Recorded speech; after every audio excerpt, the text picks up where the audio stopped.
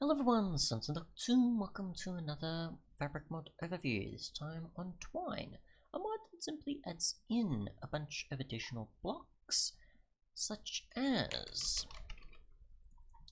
one for healing mobs and hurting everything else, a few creative ones, one that gives information, and some backpacks. So yeah, we'll go from left to right though.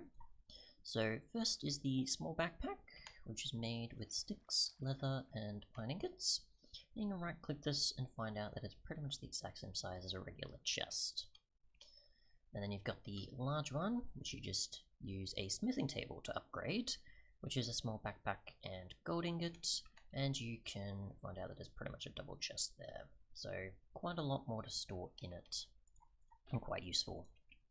Next we have the diviner, which is made with iron and ender pearl, and when you right click this, you'll find out a bunch of information. So you can see that the effective stage of area 1 of 6 is the case here. It increases in such and such ticks. The stage of area was caused by myself. The stage of area is 1 of 6 for personal reasons. The center of the area is those coordinates, and the stage of area increases every few ticks.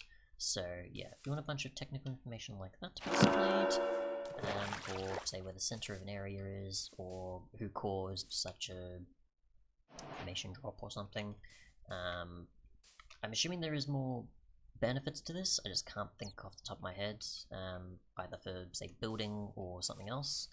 And also display the text there, which if you just remove it, it'll just obviously disappear eventually. But yeah, if you want to find out information like that, such as what's happening with ticks in the area, or what the center is, or other bits and pieces, then there's that. Next we have the glowing obsidian, which is redstone and obsidian, like so. And anytime you stand on it, you'll be hurt, obviously. So you can see the particle effects there. If you put any other mobs on, they should also be harmed. That are obviously not supposed to interact with it. These obviously do not be able to survive that. And if you put, say, a hostile mob on it, it'll heal them or not harm them at all. So there's that. So if we had a zombie here, just remove these mobs, of course. And we'll go into survival and find out how much damage it actually deals to ourselves. You can see that it is 1 heart each. So yeah. Next we have the creative blocks, which involve the following 2 here.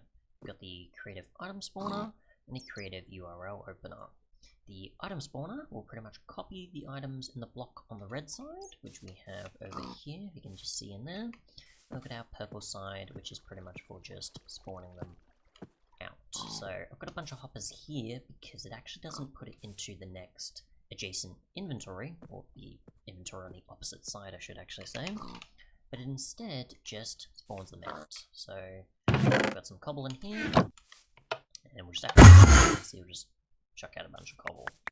So yeah, if I put an actual chest here, completely ignore the chest. So yeah, so you can chuck out a bunch of random stuff and it'll move it from this inventory out here. Obviously there's probably a lot of things you could do with it. I can't think of many off the top of my head,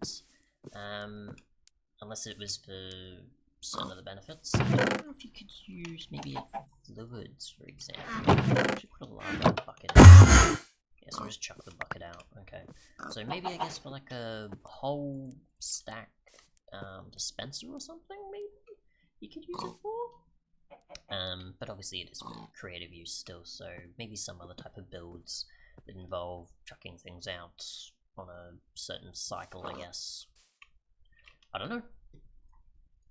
But there is still obviously a lot of potential you can use it for. And we finally have the creative URL opener, which basically if you have a lectern with a book on it, whatever the current page is, it'll then access the URL on it. So yeah, I don't know if this, yeah, it has every side typical, but then if it's got a lectern nearby, it'll have the observer texture on it. As you can see here, I've got the actual download page link here, and if we right click on it, you can then obviously have it display the URL it will select. Sorry, you can be taken to. So you can either select yes, no, or copy it to your clipboard, and obviously it'll just take us to here. So yeah. Otherwise though, that is pretty much it. Thanks so much for watching, and goodbye. I guess the only other thing really to test would be what you can break the Obsidian with, actually. We'll just test that, because why not? Is it just in a creative mode thing?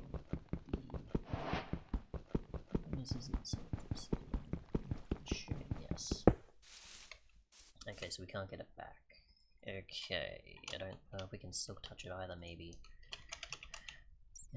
Let's see, because if you were to use this mostly for survival use, then yeah, if you wanted to harm other mobs, for the most part, compared to healing mobs that obviously are hostile. So yeah, we'll get an anvil, and we'll get some experience, and we'll do this.